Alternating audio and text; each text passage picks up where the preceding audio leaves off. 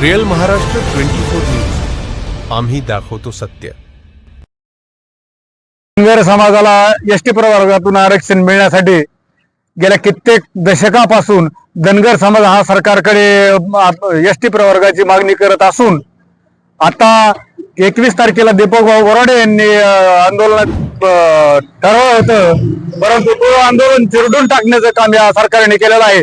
त्याचा निषेध म्हणून आम्ही या ठिकाणी सर्व समाज बांधव जमा झालेलो आहेत आणि दीपकभाऊ बोराडे यांच्या म्हणण्यानुसार, यांच्या आदेशानुसार आम्ही 21 तारखेला मुंबईला निघालेलो आहोत. सर्व धनगर समाज बांधवांना विनंती करतो महाराष्ट्रातील की त्यांनी दीपकभाऊच्या आदेशाप्रमाणे कुठूनही घुसा पण मुंबईत दिसा. हा धनगर समाजाच्या अस्तित्वाचा लढा आहे.